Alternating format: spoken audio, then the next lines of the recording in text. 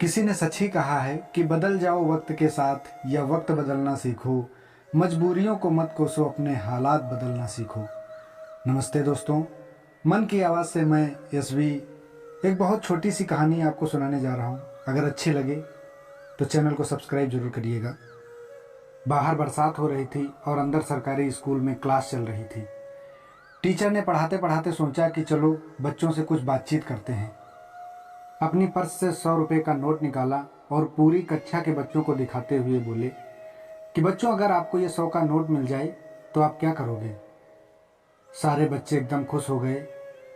पहले बच्चे ने कहा कि सर मैं अपने लिए मिठाई लाऊंगा। दूसरे बच्चे ने कहा सर मैं अपने लिए खिलौने लाऊंगा। किसी अन्य बच्चे ने कहा सर मैं अपने लिए कपड़े खरीदूंगा। एक बच्ची ने कहा सर मैं अपने लिए गुड़िया खरीदूंगा। इसी तरह करते करते पूरे क्लास के बच्चों ने कुछ ना कुछ बताया। किसी ने कुछ बताया, किसी ने कुछ बताया। कोने में एक बच्चा बैठा था। जब टीचर ने उससे पूछा कि बेटा तुम क्या खरीदोगे, तो उस बच्चे ने कहा कि मैं अपनी माँ के लिए चश्मा खरीदूंगा। मेरी माँ कपड़े सिलती है, उसको दिखाई नहीं देता है।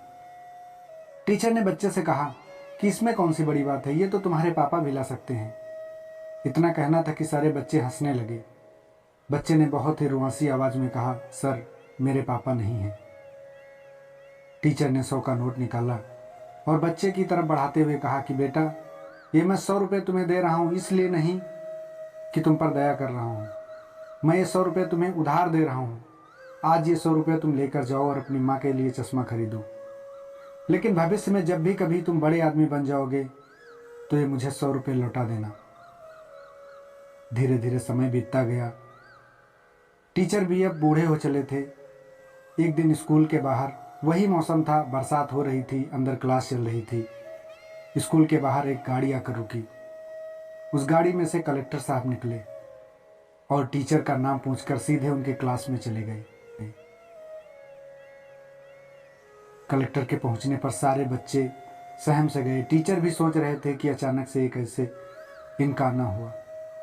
कलेक्टर साहब क्लास में सबसे पहले अदब के साथ प्रवेश किया और टीचर से बोले कि सर आपने मुझे पहचाना नहीं।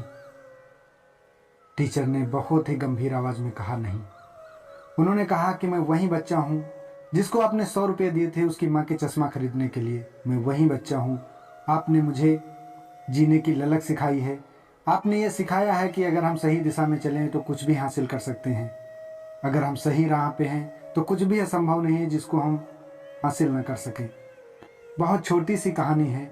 इसका सार ये है कि आप अपने हालातों का ताना मत दीजिए। अगर आप सही दिशा में सही राह पे चल रहे हैं तो एक ना एक दिन आप सफल जरूर होंगे।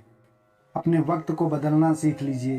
अपने वक्त को बदलने की कोशिश कीजिए, क्योंकि इंसानों के अंदर वो ताकत है कि अगर वो उठना चाहे तो देवताओं से ऊपर उठ सकता है और अगर गिरना चाहे तो राक्षसों से या असुरों से नीचे गिर सकता है। इसलिए दोस्तों उठिए और अपने जीवन को सर्वश्रेष्ठ बनाने की कोशिश कीजिए। एक बात मैं आपसे कहना चाहूँगा कि ऊपर वाले के आशीर्वाद और अपनी मेहनत से मुकाम हासिल करो, ऐसा कि दुनिया भी हासिल करना चाहे आपके जैसा।